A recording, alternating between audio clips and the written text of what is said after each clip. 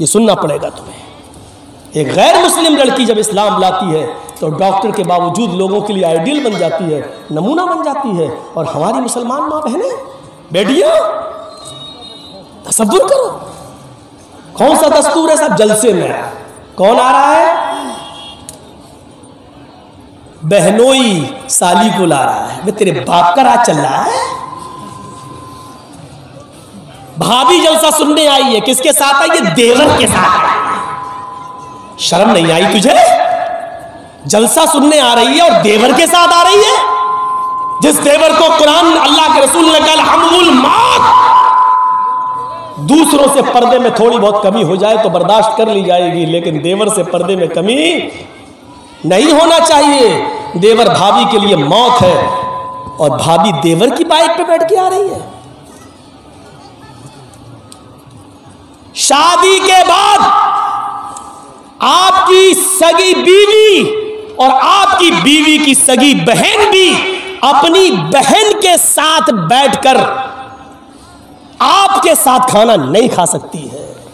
कहां हैं आप?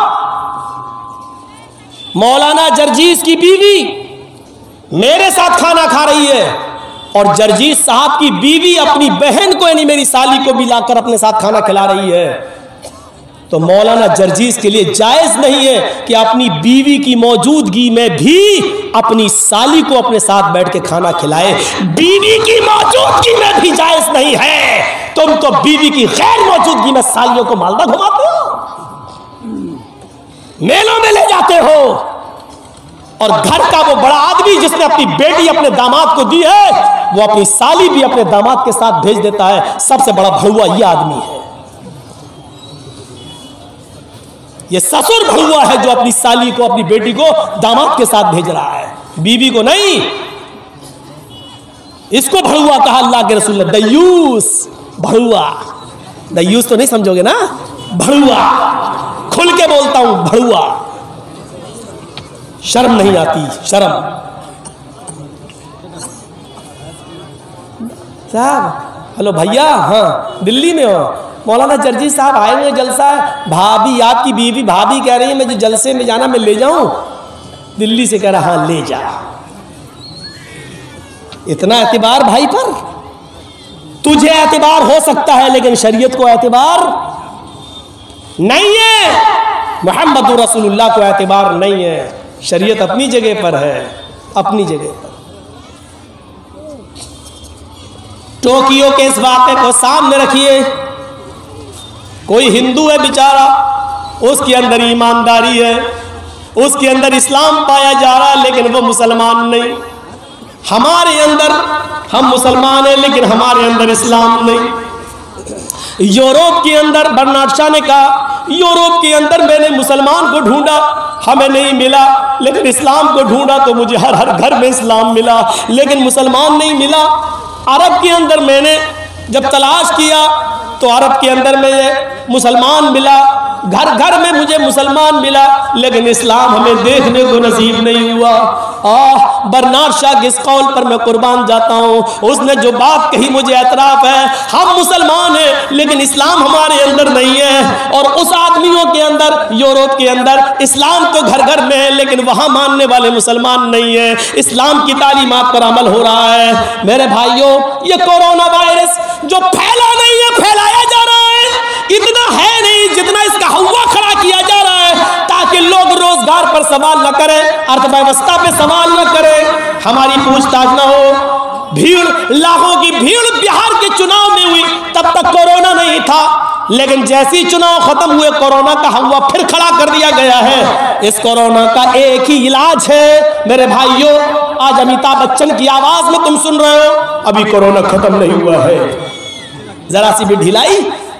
ये फिल्मी दुनिया का हीरो आज ऐलान कर रहा है इसका जो इलाज और तरीका ये बदला रहा है। ये तरीका तुम्हारे इस्लाम के अंदर मौजूद है। बार बार हाथ धोइए। ये बार बार हाथ धोने का मिजाज तुम्हें नमाज में नजर आएगा। 5 वक्त की नमाज पढ़िए और उसके बाद देखिए आप बार बार हाथ धोएंगे। अल्लाह के नबी फरमाते कज़ाए हाजत, लैट्रीन पेशाब पायखाना करके जब वापस आओ तो आप अपने जमीन पर हाथ मारिए, मिट्टी से अपने हाथ को धोइए। मिट्टी के अंदर जरासीम को, जर्म्स को मारने की बहुत अच्छी सलाहियत मौजूद है। नाक में पानी डालिए, चढ़ाइए और नाक को झाड़िए। यह है कोरोना का इलाज। ये मास्क हम लगा रहे हैं मेरे भाइयों, ये कोरोना का एक इलाज ये भी है कि नाक में पानी डाल के आप झाड़िए नाक को। ये अंगूठा पकड़ के ऐसे कस के ये दबाइए। हम ज्यादा कस के नहीं करेंगे ना, निकल जाएगी। वैसे ही नजला हो रहा है, ऐसे पकड़िए कस के, फिर ये पकड़िए ऐसे, ये वाली ये दबाइए। लो, ये भी बताया अल्लाह के रसूल, इतनी सी चीजें बताई है। पढ़िए ज़ादुल मआद अल्लाह में इब्न क़य्यिम की। ये अंगूठे से नाक में पानी डाला, ऐसे चढ़ाइए और फिर अंगूठे से ही नाक दबाइए जोर से, फिर ये पकड़िए ऐसे, फिर दबाइए और फिर ऐसे करके झाड़ दीजिए, फिर हाथ धोइए। ये बार बार हाथ धोना, नाक में पानी डालना, चेहरा धोना, यही तो बताया जा रहा। बार बार हाथ धोइए, चेहरा धोइए, है सैनिटाइजर लेके इस्तेमाल करिए। सैनिटाइजर की बिक्री हो रही है, मास्क की बिक्री हो रही है। मास्क की अल्लाह के रसूल सल्लल्लाहु अलैहि वसल्लम ने क्या कहा? खांसते वक्त एक दूसरे के मुंह पे नहीं। अल्लाह के रसूल सल्लल्लाहु अलैहि वसल्लम ने क्या फरमाया? खांसी आए तो मुंह पे हाथ रख लो, जमाई आए तो मुंह पे हाथ हो।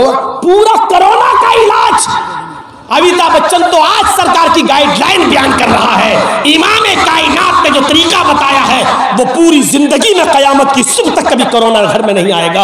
अगर तुम 5 वक्त की नमाज और उसमें बनाया जाने वाला वो वुजू जो जनाब मोहम्मद रसूलुल्लाह के तरीके पर बताया गया है, उस तरीके से अगर कोई आदमी बनाना शुरू कर दे तो उसको कभी कोरोना हो ही नहीं। कोरोना तेरी खोपड़ी में हो सकता है, लेकिन ऐसा करने वाले को कोरोना नहीं हो सकता। एक तरफ कोरोना का इलाज भी नहीं है और दूसरी तरफ टीवी में सुन रहे हैं कि इतने सही हो गए।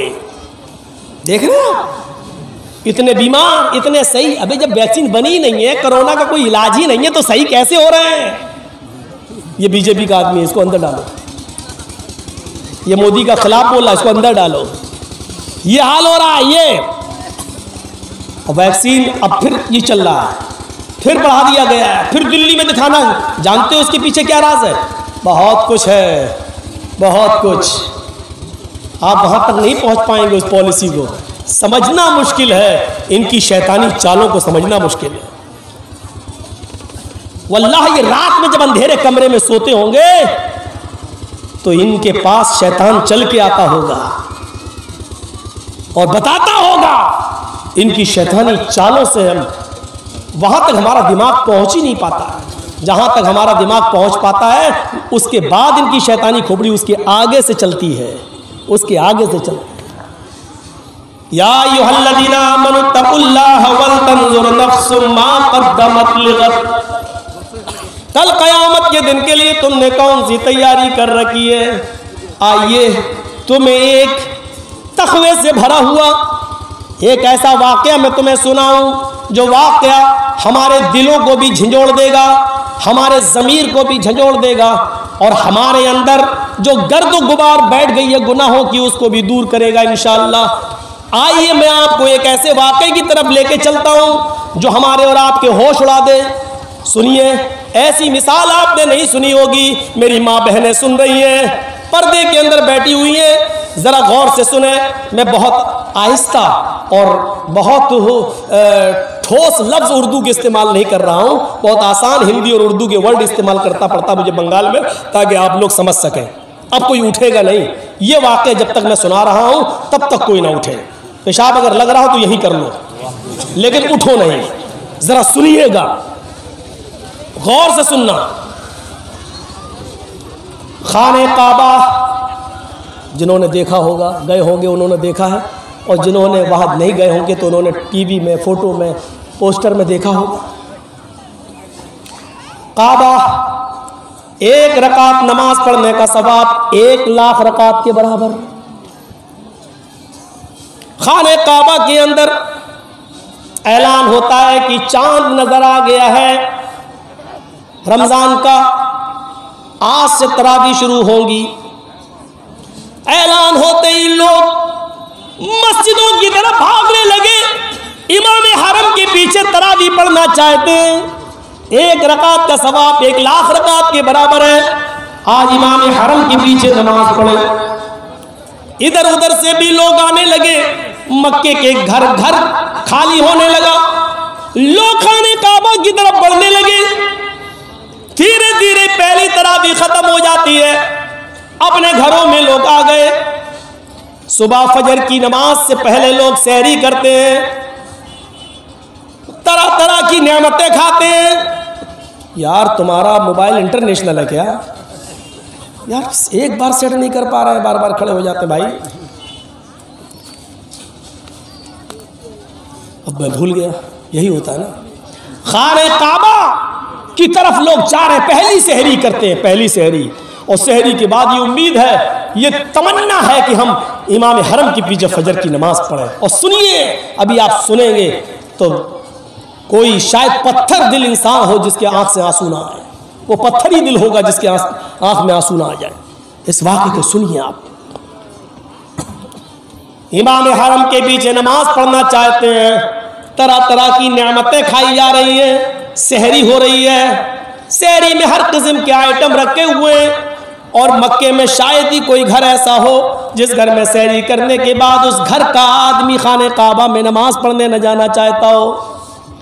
सहरी का टाइम खत्म होता है, फजर की आजान की आवाज आने लगती है, काबे का मुअज्जिन आजान देता है, अल्लाहु अकबर अल्लाहु अकबर अल्लाहु अकबर की ये नदा, ये आवाज जबल अबू कबीस से टकराते हुए, कैनका से टकराते हुए, अरब के इर्द गिर्द घाटियों से अल्लाहु अकबर की आवाज पहाड़ियों से टकराते हुए खाने काबा के गिलाफ से टकराती है।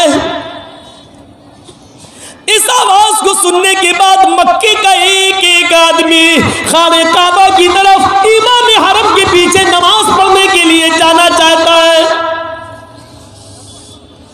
लेकिन उसी मक्के के अंदर थोड़ी दूरी पर, 2-3 किलोमीटर की दूरी पर एक 86 ईयर्स ओल्ड 86 साल का बूढ़ा आदमी रहता है। और पूरे मक्के के अंदर उससे ज्यादा गरीब घर कोई नहीं है। 86 साल का बूढ़ा, उसकी 4 जवान बेटियां। सुनो, मैं किसी को भी खड़ा करके पूछ सकता हूं मैं क्या क्या बताया। 4 बेटियां, 2 बहनें, कितने हो गए? 6। उसकी 4 बेटियां हैं, 2 बहनें और एक बूढ़ी सास। उसकी भी जिम्मेदारी इसी बूढ़े आदमी के ऊपर। और मिस्कीन बीवी, गरीब, कितने हो गए? 8। और खुद एक 9। बूढ़ा आदमी 86 साल का, पैर कमजोर हो चुके हैं, ज्यादा चल फिर नहीं सकता है, तब वो 2 नहीं कर सकता है। कोई जवान बेटा नहीं है जो बुढ़ापे में सहारा बन सके। 4 बेटियां हैं जिनकी शादी कराना है, 2 बहनें, उनकी भी शादी कराना है, बूढ़ी सास है, जब तक वो जिंदा है उसको खिलाना और पिलाना है उसका कोई नहीं है। और बीवी की जिम्मेदारी तो वैसे ही आयद है। 8 लोगों की किफालत इसके ऊपर। सुबह सहरी खाने के लिए इसके पास कुछ नहीं है, सूखी रोटी के टुकड़े। रात के अंधेरे में चुपके से पानी में भिगो देता है, सहरी के टाइम पर उठकर सबको खिलाता है, खुद खाता है, पानी के चंद घूंट पीता है और रोजा रख लेता है। इनके अलावा भी एक और चीज है, सबके पास जो कपड़े पहनी हुई है, 4 बेटियां, दोनों बहनें, सास और बीवी, वो एक ही कपड़ा है और वो कपड़े भी कई जगह से फटे हुए, उनके दामन फटे हुए। ये बूढ़ा आदमी जो कमीज पहनता है, जो चादर ओढ़ता है, पहले खुद नमाज पढ़ता है, फिर अपनी बीवी को चादर देता है, फिर बीवी नमाज पढ़ती है, उसके बाद एक एक करके अपनी बेटियों को देता है, बेटियां फिर बहनें, फिर सास, इस तरीके से बारी बारी एक एक करके नमाज अदा करती है।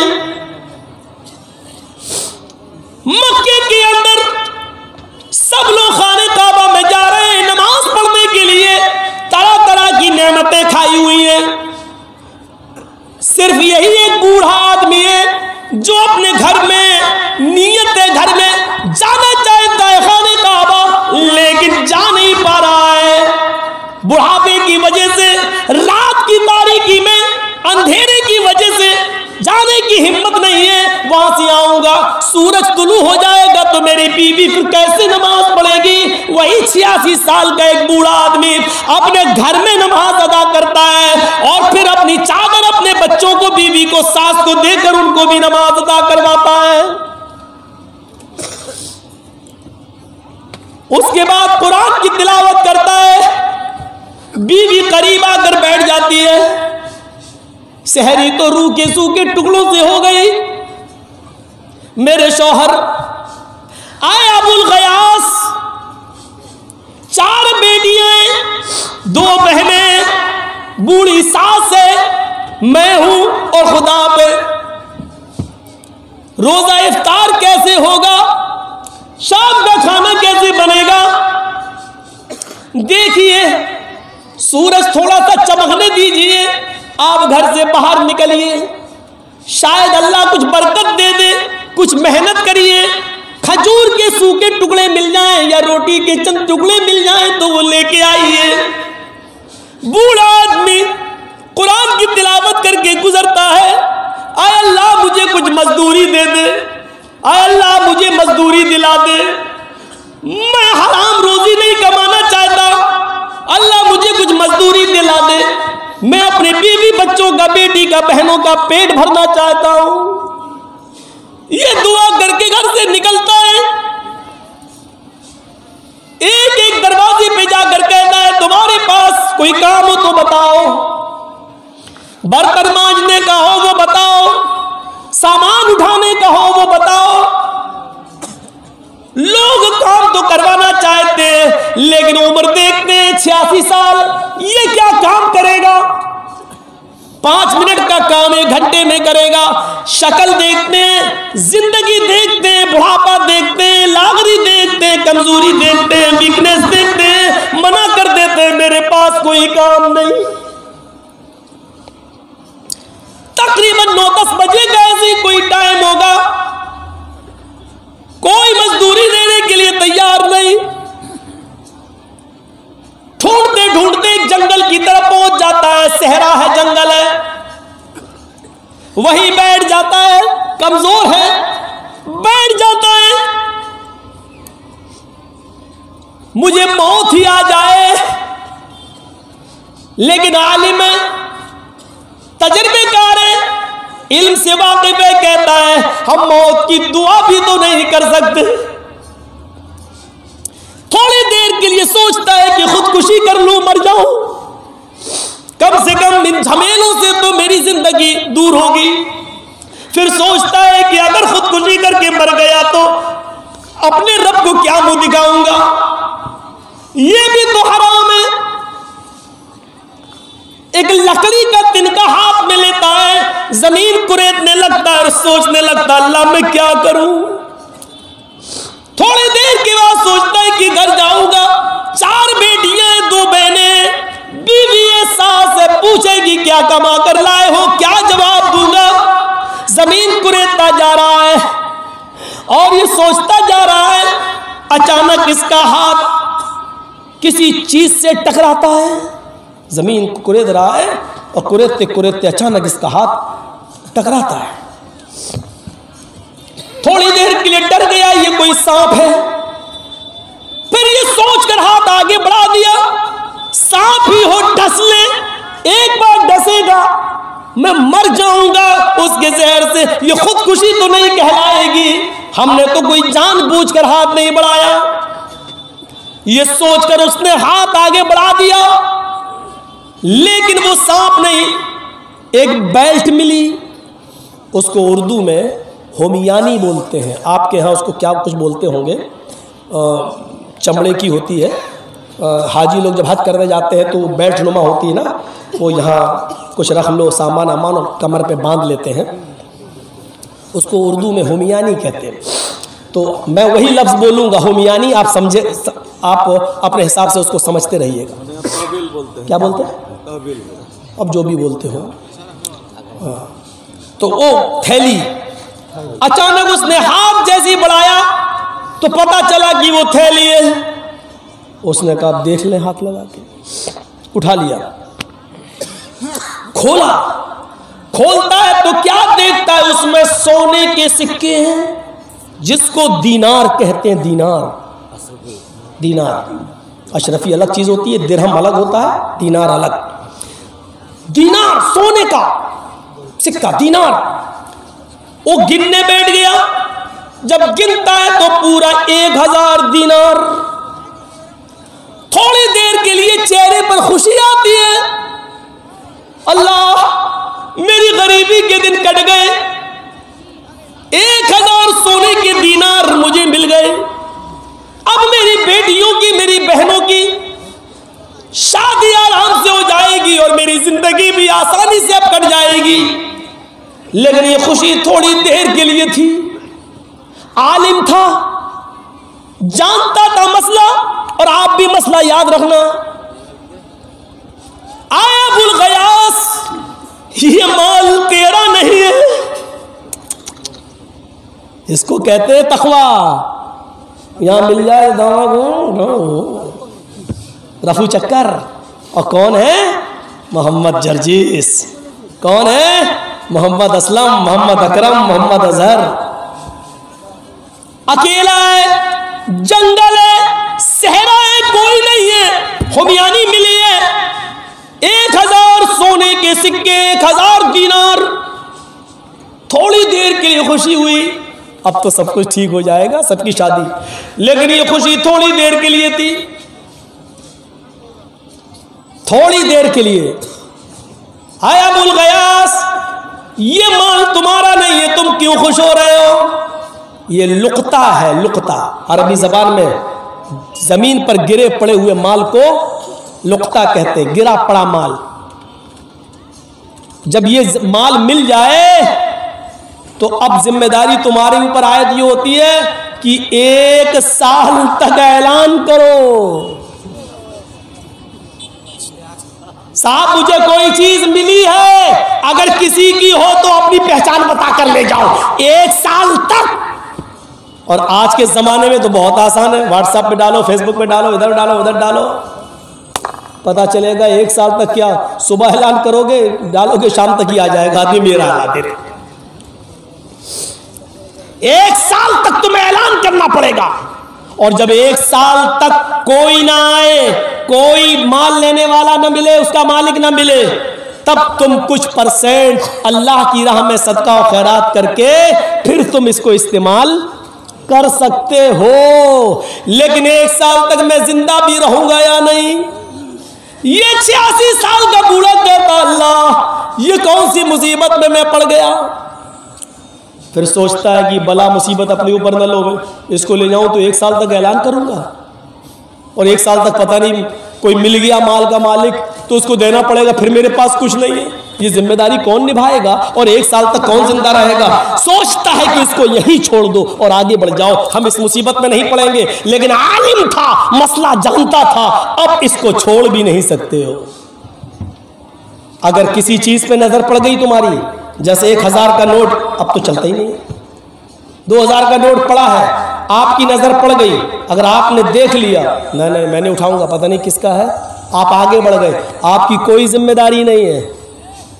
लेकिन पर्स अगर आपको पड़ा हुआ मिल गया, अब आपने खोल के देखा, उसमें 2000 रुपए हैं, तो बंद किया और डाल दिया, नहीं हमें मतलब नहीं है, अब आप नहीं डाल सकते हैं।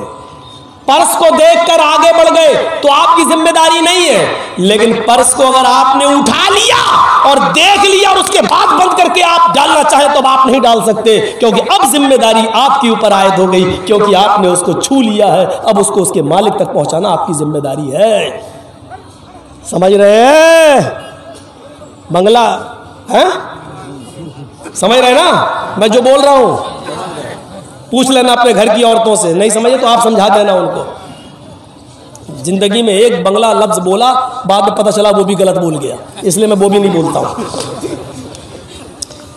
कलियचक में एक वर्ड बोला था मैं बंगला में, बाद में लोगों ने बताया कि मौलाना साहब जिंदगी में पहले बार बोले भी हो तो वो भी गलत बोल गए। हमने कहा ठीक बोलूंगा, छोड़ो छोड़ो। तो अब सुनिए क्या कहा उसने, अब क्या करूं मैं, छोड़ भी नहीं सकता, अल्लाह ये क्या, उठा लिया, चलो छुपा लिया।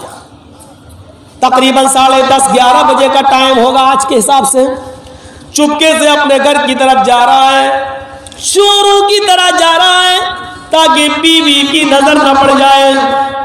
अगर घर की औरतों ने देख लिया तो एक और मुसीबत, वो आज इसे खुशफहमी में मुब्तला हो जाएंगी और मेरा ईमान कमजोर करने की कोशिश करेंगी। छिपाता है कहीं, धीरे से चुपके से दरवाजा खोल के अंदर धीरे धीरे जाता है। लकड़ी की एक अलमारी है, खोलता है, उसमें रखना चाहता है कि उसकी बीवी की नजर पड़ जाती। आया बुलगयास, क्या रख रहे हो? जल्दी से बंद किया, कुछ नहीं कुछ नहीं कुछ नहीं। और जब आदमी ऐसे बोलेगा तो जो और ना शक करता हो वो भी करने लगे, नहीं कुछ छिपा रहे हो, नहीं कुछ नहीं। आए लुबाबा, बीवी का नाम क्या था? लुबाबा। आए लुबाबा, खुश नहीं है? नहीं। आए मेरे प्यारे शौहर,